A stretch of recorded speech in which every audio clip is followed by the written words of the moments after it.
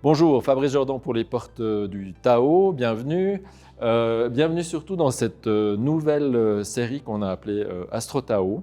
C'est une série qu'on publiera tous les derniers jeudis du mois et qui vous expliquera l'énergétique temporelle du mois qui va suivre.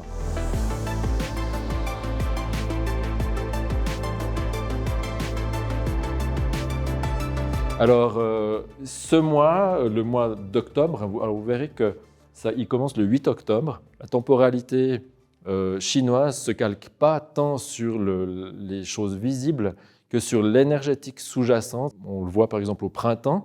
Le printemps chinois commence entre le 4 et le 5 février, alors que le nôtre commence le 21 mars. Pourquoi? Parce que l'Occident a tendance à nommer les choses quand elles sont visibles, on les voit.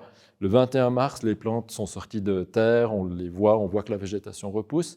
Mais en fait, la poussée énergétique qui a fait sortir ces plantes s'est manifestée avant. Et les Chinois ont tendance, ou la pensée chinoise a tendance à chercher le subtil, l'énergie. Et dans ce cas-là, l'énergie la plus forte qui crée cette poussée, elle est le 4-5 février. Donc ici, c'est un peu la même idée. Vous verrez des décalages temporels par rapport à notre calendrier occidental, mais ce n'est pas grave. Donc ça vous dit qu'à partir du 8 octobre jusqu'au 6 novembre, on va être soumis à cette énergétique-là. Et ce qu'on va voir, en général, je prends des choses issues ici de ce qu'on appelle le Bazi, l'astrologie chinoise, ou une des formes d'astrologie chinoise, auquel on associe un des hexagrammes issus du I Ching. Donc c'est deux instruments qu'on essaie de coupler pour comprendre à quoi on va être soumis en termes d'énergétique pour le mois d'octobre.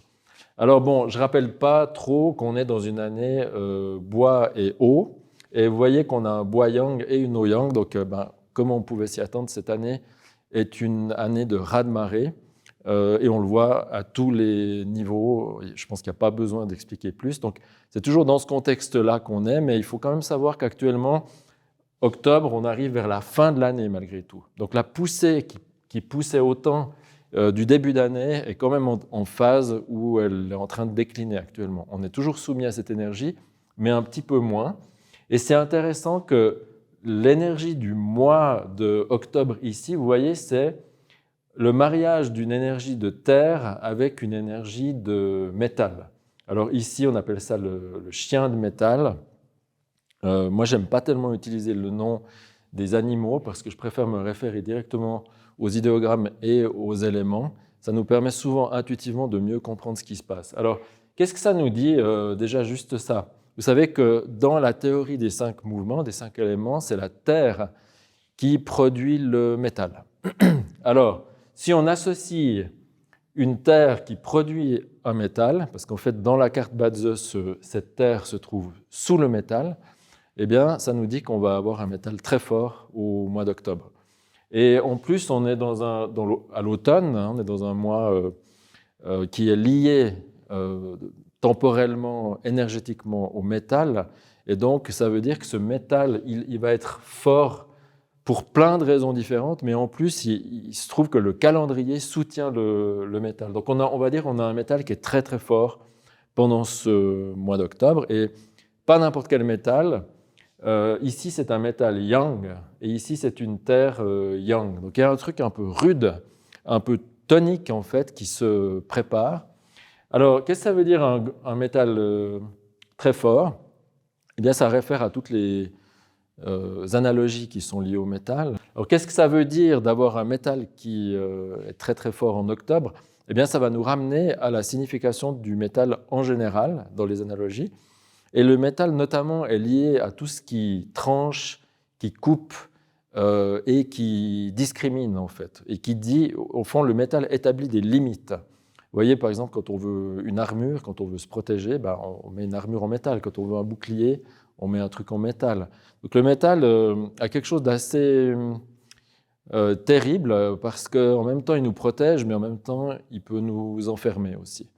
Donc, ce qui est intéressant, c'est de voir que peut signifier ce métal à l'intérieur d'une année qui a été une année raz-de-marée, mais qui arrive quand même vers la fin de son expression.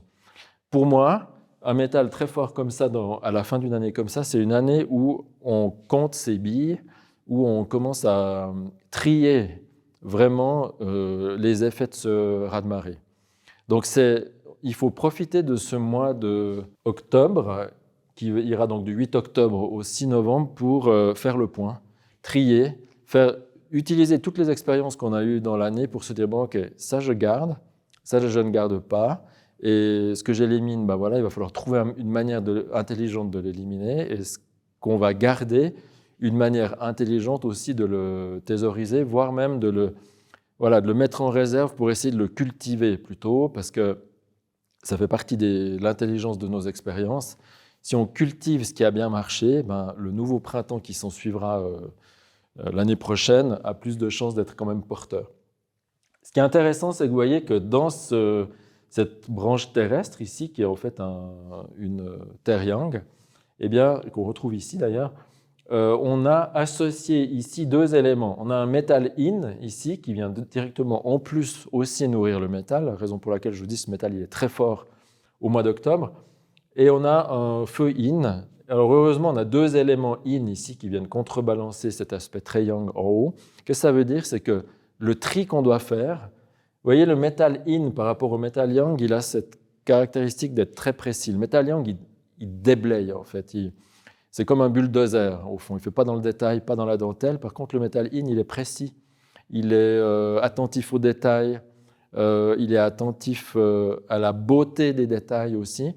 Et le feu in, c'est un peu la même chose, c'est quelque chose qui est de l'ordre de l'intimité. Donc, l'invitation de ce mois d'octobre, c'est de faire du tri en osant aller dans une forme d'introspection et de grande intimité. J'allais dire presque c'est étonnant parce qu'il y a un peu d'une forme de douceur ou de précision à l'intérieur de ce côté un peu brut de décoffrage du métal yang. Et donc, ça veut dire, OK, il va falloir avoir le courage parce que le métal yang ici est associé aussi au courage, à la combativité. Il va falloir avoir le courage d'éliminer un certain nombre de choses dont on a pu constater cette année que ça n'a pas marché. Et c'est vrai au niveau collectif comme au niveau privé.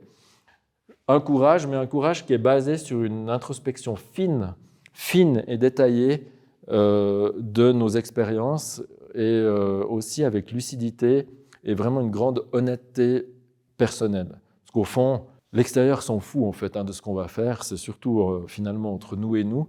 Et donc ça, c'est une invitation. Et regardez, c'est un peu corroboré par l'hexagramme qui est ici, qui en fait dans le I Ching s'appelle la stagnation. Alors c'est intéressant parce qu'on a en fait, vous voyez le trigramme d'en dessous, c'est la Terre, on la retrouve ici, la grande Terre, c'est le très yin, et ici on a Tien, le ciel, qui est très yang, c'est exactement deux opposés. Mais si vous regardez ça de très loin, en fait ça dessine quasiment l'image d'une grande montagne, d'une puissante montagne qui est posée. Donc on pourrait se dire, voilà, c'est pour ça que ça s'appelle la stagnation, parce qu'autrement, normalement, si on veut un mouvement qui bouge, on aimerait mettre le yang dessous le yin, en fait, pour le faire bouger.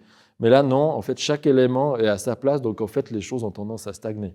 Sauf que la Terre, ici, qu'on voit, n'est pas juste une Terre statique, en réalité. Imaginez plutôt un volcan qui n'est pas en train d'être en éruption, mais qui a quand même cette activité magmatique en profondeur qui est là. Et ça rappelle ce feu ici qui couve dans la terre, vous voyez. Donc l'idée générale, ce n'est pas du tout d'être statique, mais ce n'est pas un moment simplement pour faire des choses, externaliser des choses, montrer des choses. Par contre, c'est un moment pour avoir un mouvement interne ici. Donc on ne bouge pas à l'extérieur, mais on bouge à l'intérieur avec ce feu qui fait cette activité et qui produit cette transformation un peu mystérieuse dans la profondeur. D'accord? Donc, moi, je vous encourage sur ce mois d'octobre, bien entendu, à aller dans ce sens-là. Ce n'est pas un grand moment où on sort des choses, on montre des choses, on sort des projets. Non, on trie, on fait de la place, si nécessaire, avec beaucoup d'intimité, beaucoup de lucidité. Et puis, avec le courage du métal yang, en fait, on va oser élaguer des choses, regarder peut-être nos agendas, enlever un tiers des activités qui ne nous servent à rien, mais par contre qui nous prennent beaucoup de temps, et faire cette alchimie profonde, parce que dans cette terre, il y a ce feu ici qui travaille en profondeur. Okay ? Voilà, donc ça c'est l'Astro Tao du mois d'octobre. Je vous souhaite de profitez de ce timing. Je vous rappelle juste que le principe, c'est ça. C'est que, évidemment, vous pouvez faire bien autre chose que ce que je viens de vous dire. Hein. Si vous avez un projet à sortir, vous voulez faire l'inverse de ce que la temporalité nous dit, il n'y a pas de problème. On trouve toujours, de toute façon, des créneaux qui sont favorables à ce qu'on veut faire. Mais d'une manière générale, on a toujours intérêt à aller dans le sens du courant énergétique, parce que sinon, en plus de ce qu'on doit sortir pour nos activités, on doit en plus se battre contre la temporalité.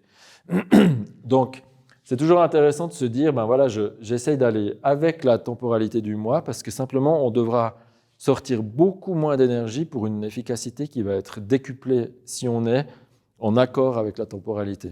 Et aujourd'hui, on sait bien qu'on a besoin de se synchroniser avec les rythmes de la nature, avec les rythmes énergétiques, avec le subtil, parce que sinon, on voit ce qui se passe actuellement dans notre société, ça devient vraiment très compliqué.